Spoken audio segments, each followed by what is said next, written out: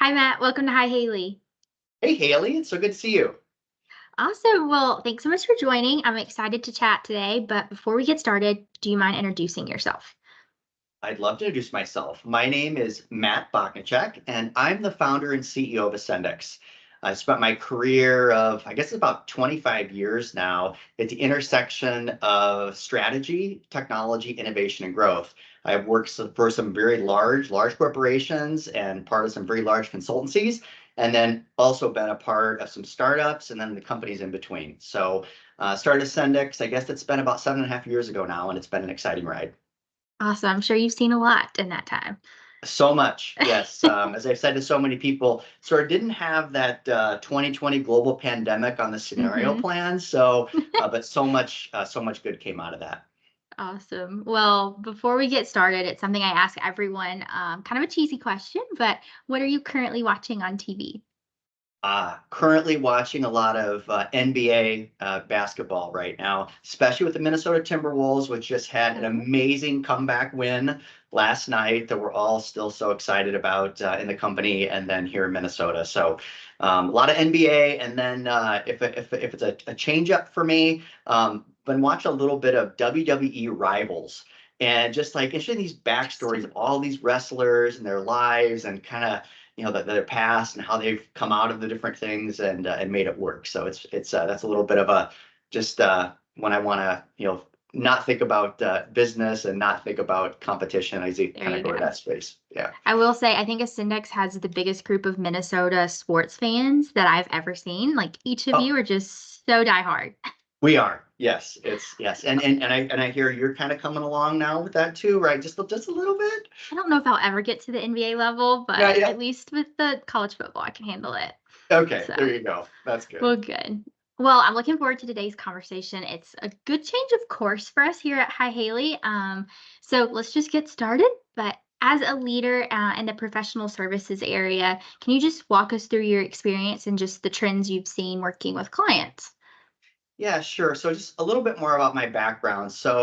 I started off my career in the consulting arm of KPMG, and so that was very large global consultancy, and so had an experience in that. And then later in my career, was a leader and then partner at a middle market CPA and consulting firm. And then since starting Ascendex, 7.5 years ago, we've worked with quite a few professional services businesses. One of the really cool things about this job is getting the opportunity to kind of see what's going on behind the scenes with so many of these different companies. And professional services are one of those types of companies that we know well and we see a lot of. And we have the opportunity and the privilege of working with a lot of their top leadership teams. And so, Mhm. kind of with that as backdrop, there certainly have been some trends that have bubbled up and the kind of the conversations that we're having and the types of things that they're working through day by day, week by week, and even year by year.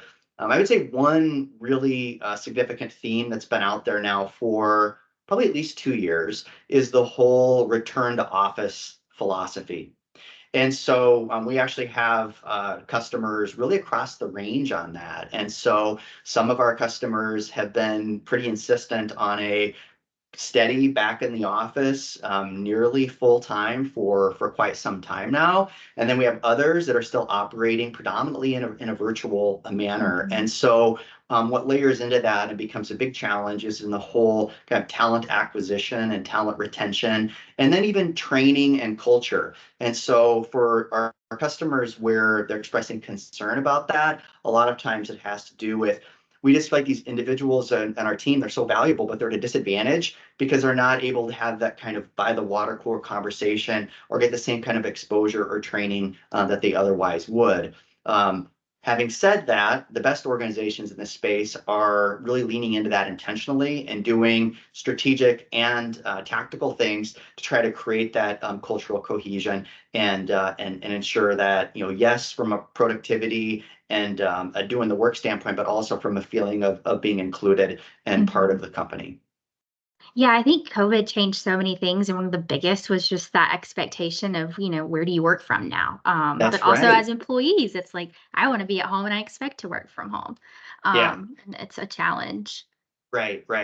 And so, but therein lies a great opportunity too, because now there is the ability to access talent locally, nationally, globally in a way that's just never been possible before. And so Yeah. that has created tremendous opportunities for the businesses that have really looked at that and taken that on. Mhm. So, there been any other trends or just challenges you've seen that's really kind of been roadblockers or just big things in this industry? Yeah. Another one that kind of relates to the prior. I think it's at least adjacent to it. Is a trend for professional services to look much more than they ever have at outsourcing, and in Mhm. particular global outsourcing. So, looking at other geographic markets and locations around the world to find the type of talent that would be a good fit for the needs of the business. Much of what's driving that is just a shortage of talent, the inability to find the right talent at the right time to keep up with client demands.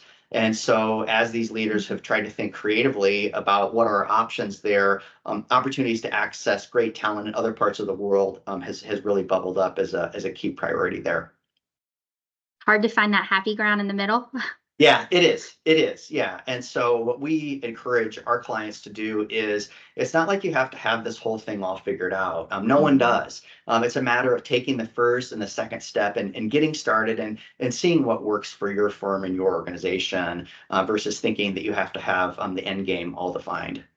Yeah. One of the things that's kind of bubbling up in relation to those two prior items, but it's going to be interesting to see how it affects the whole talent equation, is the topic of AI, right? And we're in this like world now of just it's AI everything. I Mhm. mean, everyone's talking about you can't, I mean, really can't go a day without hearing about it. And for the firms that we work with, much of the consideration is around so professional services businesses have to be very, very people focused. And in order for the economics of the business to work, always have to be looking at how do we align that supply and demand equation and make sure we have the right people to deliver what we need to do. So productivity is key. And many of these firms are looking at, are there things that we can start to do with AI that starts to take some of that the labor component out of the equation in those areas where it's the kind of thing that can easily be automated, or maybe even more importantly, the kind of thing that really sharp knowledge workers don't really love doing anyway, right? And so if you Mhm. think about some of the just the have to do types of tasks and routines, are the ways that can be applied. I know in our world, we're really big with Microsoft, and so increasingly leaning more and more in that direction and work with more of our customers around how can they leverage things like Copilot and other types of machine learning capabilities as a mechanism to get started with that. Yeah, it's definitely a train everybody needs to get on, but it's one that you hear about all the time. And I know we've had, I think, 3 episodes of Hi Haley has been about AI. So Is that it's right? yes, we're heavy on that topic over here. Got it. Got it. So, so those are a few, probably the final one I would say theme really over the past few years and to this day is around just the significant increase in compensation costs, and meaning Mhm. salaries going up, the need for benefits, and also understandably in many cases employee expectations going up too. And so I think how to arbitrate those various real considerations, easier said than done. And so, what we believe is that by, kind of looking at some of the aspects of what we've already talked through in terms of outsourcing and offshoring, leveraging AI, looking at ways to optimize process and so forth, provides opportunities to move things in the right direction. Mhm. Awesome. Well, all a work in progress. It is. It is. And so I'd say it's an exciting time to be. So we're a professional services business, Mhm. right? Technology focused predominantly, but a professional services business, and many of our clients are too. And it's an exciting time, but it's also a time where there are some really important choices that have to be made Mhm. for each business. And so it's my encouragement to anyone I talk to about this and to our audience, for anybody who listens to this, is to not be intimidated, but to really lean into that opportunity, because there's tremendous opportunity for those firms and those individuals to say, we're just going to take this on and we're going to learn as we go, versus sort of sitting back and kind of waiting till it all sorts itself out, which just actually is never going to happen. Sounds stressful too. And we all Great. can use a little less stress. Amen to that. Well, Yeah. thank you so much for joining, Matt. Love speaking with you and having you on Hi Haley. So we'll have to get you back. Anytime, Haley. I've really enjoyed it. Thank you for your time as well. And have a great day. Same to you.